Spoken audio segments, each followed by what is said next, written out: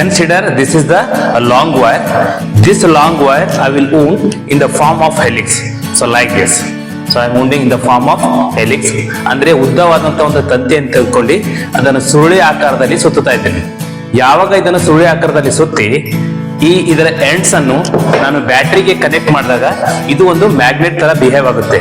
And this kind of the material is known as the solenoid, or this is a device which is used to produce the magnetic field due to an electric current. A long wire is wound in the form of the helix ಅಂತ ಕೂಡ ಹೇಳ್ಬೋದು. So this solenoid magnetic field is mu naught times the number of ampere turns per unit length and the current in the solenoid. Air core solenoid ಅಂದ್ರೆ ಈ solenoid ಒಳಗಡೆ air medium ಇದೆ. The next ಇನ್ನೊಂದು ರೀತಿಯಾದಂತ ಸೊಲನಾಯ್ಡ್ ಅನ್ನು ನೋಡಿ, ಇದನ್ನು ನಾವು ಮಟೀರಿಯಲ್ ಕೋರ್ ಸೊಲನಾಯ್ಡ್ ಅಂತೇವೆ. ಅಂದ್ರೆ ಮ್ಯಾಗ್ನೆಟಿಕ್ ಫೀಲ್ಡ್ ಸ್ಟ್ರೆಂತ್ ನಾವು ಎನ್ಹಾನ್ಸ್ಮೆಂಟ್ ಮಾಡ್ಬೇಕಿತ್ತು, ಇನ್ಕ್ರೀಸ್ ಮಾಡ್ಬೇಕಿದ್ರೆ ಈ ಸೊಲನಾಯ್ಡ್ ಒಳಗಡೆ ನಾವು ಹೈ ಪರ್ಮಿಯಬಿಲಿಟಿ ಇದ್ದಂತ ಒಂದು ಮ್ಯಾಗ್ನೆಟಿಕ್ ಪರ್ಮಿಯಬಿಲಿಟಿ ಇದ್ದಂತ ಒಂದು ಮೀಡಿಯಂ ಅನ್ನು ಇನ್ಸರ್ಟ್ ಮಾಡ್ತಾ ಇದ್ದೆವು. ಅವಾಗ ಮಾಡಿದಾಗ ಇದ್ರ ಮ್ಯಾಗ್ನೆಟಿಕ್ ಫೀಲ್ಡ್ ಸ್ಟ್ರೆಂತ್ ಕೂಡ ಇನ್ಕ್ರೀಸ್ ಆಗುತ್ತೆ.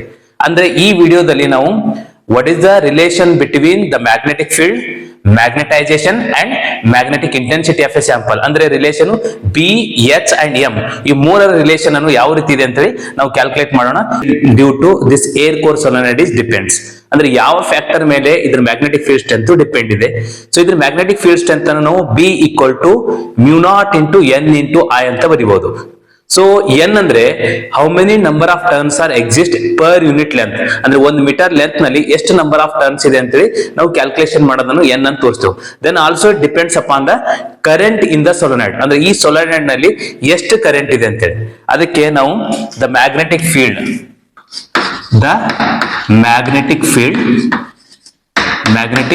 Field due to air core solenoid.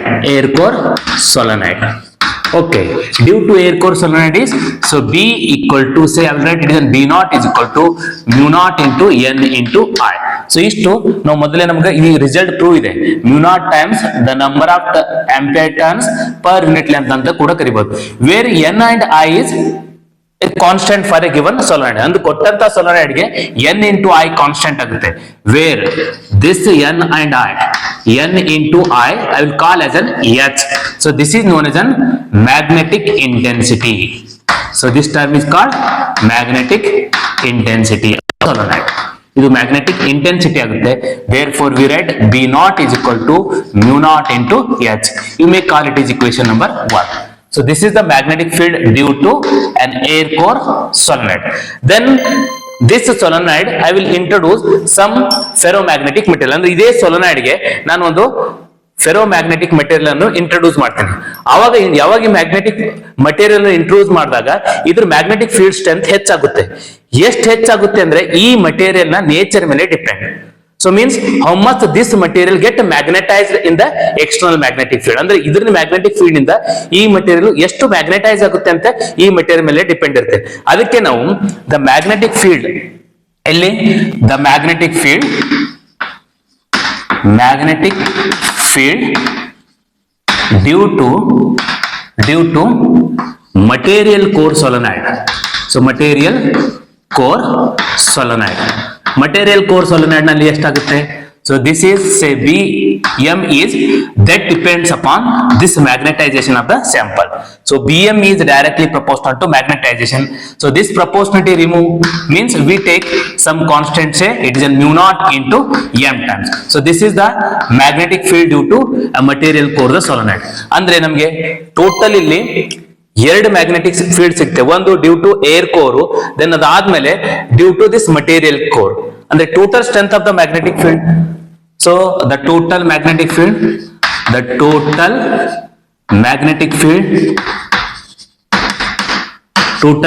Field ಎಷ್ಟಾಗುತ್ತೆ? So this is the total magnetic field. B is equal to it is an B naught say magnetic field due to air core solenoid plus magnetic field due to a material core. Means we have to add both 1 and 2 equation. 1 ಮತ್ತು 2 equation ಎರಡನ್ನು add ಮಾಡಬೇಕು. So totally B is equal to what is the value of B naught? It is mu naught times the H value plus what is the Bm? It is mu naught times the M value. So now taking the common, say mu naught is common, it is equivalent to H plus M.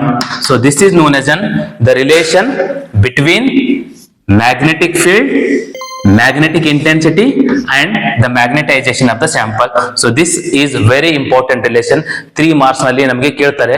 So ಅದಕ್ಕೆ first ನಾವು air core solenoid magnetic field values ಬರೀಬೇಕು.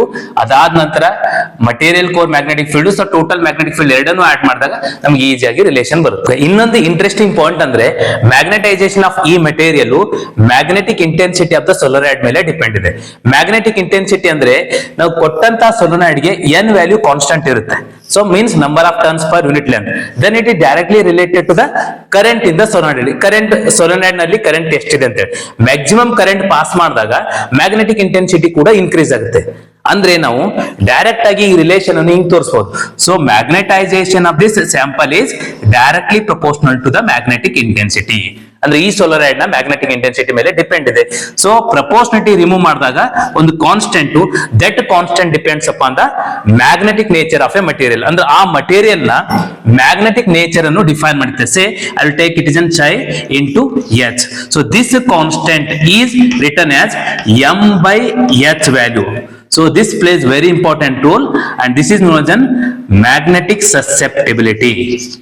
Magnetic susceptibility of a material. Okay, this is a magnetic susceptibility. So this is the ratio of magnetization to the magnetic intensity. Okay, ಇದರ meaning ತಿಳ್ಕೊಳ್ಬೇಕಿದ್ರೆ ಒಂದು simple experiment ಇದೆ. Experiment ನೋಡಿ. So ಇಲ್ಲಿ ನಾನು ಒಂದು material ಅನ್ನು ತಗೋತೀನಿ. Say it is a paper. ಈ ಮಟೀರಿಯಲ್ ಮೇಲೆ ಸೊ ಒಂದು piece of magnetic, so piece of ಒಂದು ಮಟೀರಿಯಲ್, ಫೆರೋ ಮ್ಯಾಗ್ನೆಟಿಕ್ ಮಟೀರಿಯಲ್ ಇಟ್ಟಿದ್ದೀನಿ. ನಂತರ ಇದನ್ನು ಬಾರ್ ಮ್ಯಾಗ್ನೆಟ್ ಅಂತ ತಗೋತೀನಿ. ಜಸ್ಟ್ ಬಾರ್ ಮ್ಯಾಗ್ನೆಟ್ ನಿಂದ ಇದನ್ನು ನಾನು ಮೂವ್ಮೆಂಟ್ ಮಾಡ್ತಾ ಇದ್ದೀನಿ. ನೀವು ನೋಡಿ ಇಲ್ಲಿ ಮ್ಯಾಕ್ಸಿಮಮ್ ಆಗಿ ಈ ಮಟೀರಿಯಲ್ ಮೂವ್ಮೆಂಟ್ ಮಾಡ್ತಾ ಇದೆ. ಅಂದ್ರೆ ಏನು, ಈ ಪೇಪರ್ ನಿಂದ maximum magnetic field strength pass ಆಗ್ತಾ ಇದೆ. So maximum number of the magnetic field lines are get passing through this material. So this means this material having the maximum value of the magnetic susceptibility. ಅಂದ್ರೆ ಇದ್ರದ್ದು magnetic susceptibility ಈ ಮಟೀರಿಯಲ್ದು ಹೆಚ್ಚಿದೆ ಅಂತ ಅರ್ಥ. So ಇನ್ನೊಂದು ನಾನು ಬೇರೆ ಮಟೀರಿಯಲ್, ಸೇ ಪಿಂಗಾಣಿ ಅಂತ ಒಂದು ಮಟೀರಿಯಲ್ ಅನ್ನು ತಗೊಂಡಿದ್ದೀನಿ. ಈಗ ಇದ್ರ ಮೇಲೆ ಇಟ್ಟಿದ್ದೀನಿ ನೋಡಿ. ಸೊ ಈಗ ನೋಡಿ ಈ ಬಾರ್ ಮ್ಯಾಗ್ನೆಟ್ ನಿಂದ ಇದು ಮೂವ್ಮೆಂಟ್ ಆಗ್ತಾ ಇಲ್ಲ. So there is no movement. Means by this material the magnetic field is not passing through this material. ಅಂದ್ರೆ ಈ ಮಟೀರಿಯಲ್ ಇಂದ ಮ್ಯಾಗ್ನೆಟಿಕ್ ಫೀಲ್ಡ್ ಲೈನ್ಸ್ ನಮಗೆ ಪಾಸ್ ಆಗ್ತಾ ಇಲ್ಲ. ಅಂದ್ರೆ ಇದ್ರದ್ದು ಮ್ಯಾಗ್ನೆಟಿಕ್ ಸಸೆಪ್ಟಿಬಿಲಿಟಿ ಮಟೀರಿಯಲ್ಸ್ ವ್ಯಾಲ್ಯೂ ಕಡಿಮೆ ಇದೆ. ಸೊ ಯಾವ ಮಟೀರಿಯಲ್ಸ್ ಎಕ್ಸ್ಟರ್ನಲ್ ಮ್ಯಾಗ್ನೆಟಿಕ್ ಫೀಲ್ಡ್ ನಲ್ಲಿ ಸ್ಟ್ರಾಂಗ್ ಆಗಿ ರೆಸ್ಪಾನ್ಸ್ ಮಾಡುತ್ತೆ, ಅದ್ರ ಸಸೆಪ್ಟಿಬಿಲಿಟಿ ವ್ಯಾಲ್ಯೂ ಹೈ ಇದೆ ಅಂತ ಹೇಳ್ಬೋದು. ಯಾವ್ದು ಮಟೀರಿಯಲ್ ರೆಸ್ಪಾನ್ಸ್ ಕಡಿಮೆ ಇದೆ, ಅದ್ರ ಮ್ಯಾಗ್ನೆಟಿಕ್ ಸಸೆಪ್ಟಿಬಿಲಿಟಿ ಕಡಿಮೆ ಇದೆ. ಅದ್ರ ಮೇಲೆ ನಾವು ಈ ಸಸೆಪ್ಟಿಬಿಲಿಟಿ ವ್ಯಾಲ್ಯೂಸ್ ಮೇಲೆ ಮ್ಯಾಗ್ನೆಟಿಕ್ ಮಟೀರಿಯಲ್ಸ್ ಅನ್ನು dia, para and ಫೆರೋ magnetic materials ಅಂತ ನಾವು ಡಿಸ್ಕಸ್ ಮಾಡಬಹುದು. ಅದನ್ನು ಸೊ ನಂಬರ್ ಆಫ್ ಟೈಪ್ಸ್ ನಲ್ಲಿ ನಾವು ಮಟೀರಿಯಲ್ಸ್ ಅನ್ನು ಕೂಡ ಡಿವೈಡ್ ಮಾಡಬಹುದು.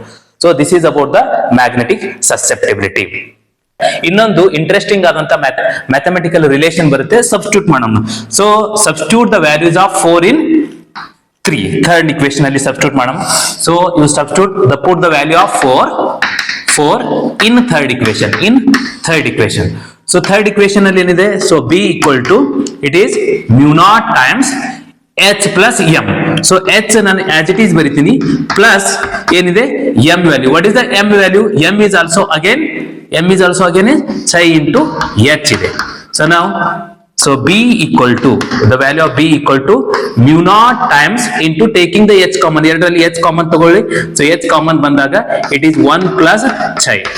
So this mu naught into taking 1 plus psi into H.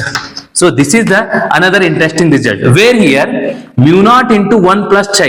So this depends upon the magnetic property of this material. So this 1 plus psi I will replace as B equal to mu naught into mu r into then H value. So means this mu r is called relative permeability of the medium. ಅಂದ್ರೆ mu r ಗೆ ನಾವು relative permeability ಅಂತ ಕರಿತೀವಿ. ಅಂದ್ರೆ mu r ಅಂದ್ರೆ, so where this mu r equal to 1 plus psi means which value is one value greater than the magnetic susceptibility. ಅಂದ್ರೆ magnetic susceptibility ಗಿಂತ one value ಹೆಚ್ಚಾಗುತ್ತೆ ಅಷ್ಟೇ. So this is known as an relative relative magnetic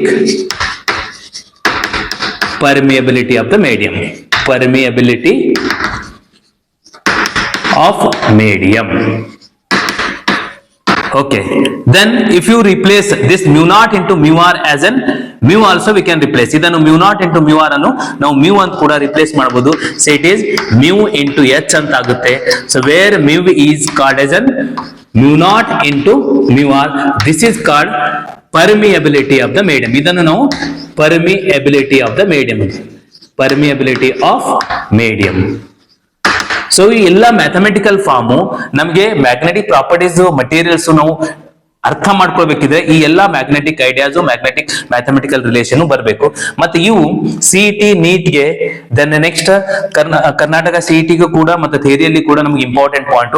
ಇದರಲ್ಲಿ ಇದ್ದಂತ ಎಲ್ಲಾ definitions ಗಳನ್ನು ನೋಡ್ಕೊಳ್ಳಿ and ಎಲ್ಲಾ ಯೂನಿಟ್ಸ್ ಅನ್ನು ಕೂಡ ನೋಡ್ಕೊಳ್ಳಿ. ಸೊ ಇದು important. So this is all about the basic idea about the magnetic properties of a material.